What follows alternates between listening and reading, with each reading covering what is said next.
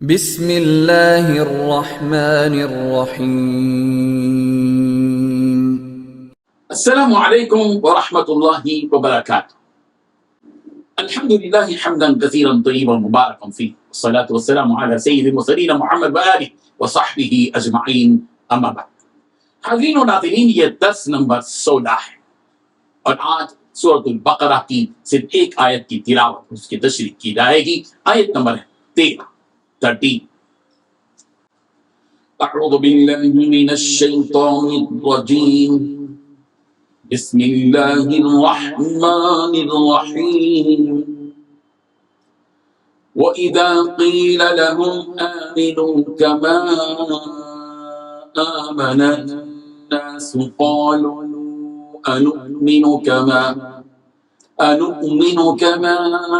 آمَنَ السُّفَهَاءُ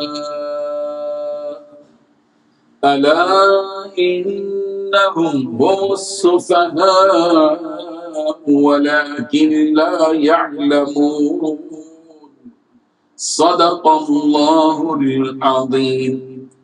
لفظی ترجمہ یوں ہے، وَإِذَا، اور جب، قِيلَ لَهُمْ، کہا جاتا ہے ان سے کہ آمنو، ایمان لے آؤ، کما آمن الناس، جس طرح لوگ ایمان لائے، قالوا، تو وہ کہتے ہیں، انؤمنو، کیا ہم ایمان لائیں، کما آمن السفہاء، جیسے بے وقوف لوگ ایمان لائے، الا، خبردار، انہم ہم السفہاء، یہی ہے بلا شبہ بے وقوف، ولکن لا یعلمون، لیکن وہ نہیں جانتے۔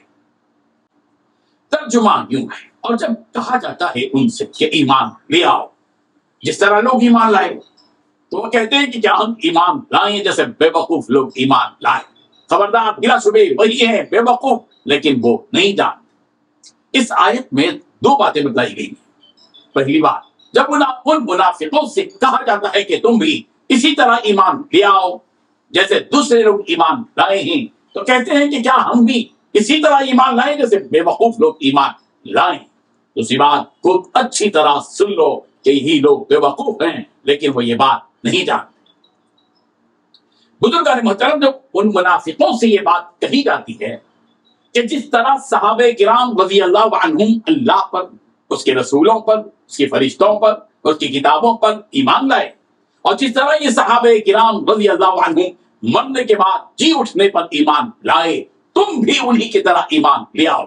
اور جس طرح یہ صحابہ کرام رضی اللہ عنہم برائیوں سے رکتے رہے اور اپنی زندگی گناہوں سے بالکل پاک، جرائم سے بالکل پاک اپنی زندگی بسر کی، تم بھی انہی کی طرح برائیوں سے بچ جاؤ۔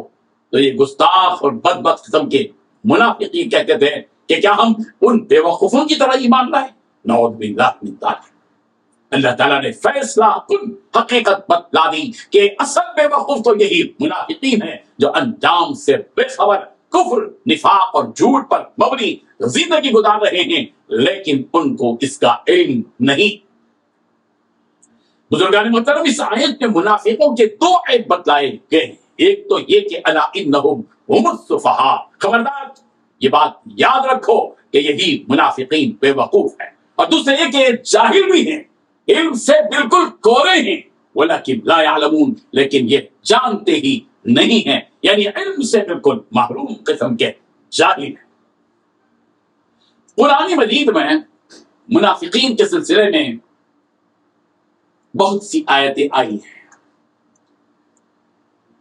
اور ایمان کا تذکیہ بھی قرآن مجید میں ہوا ہے۔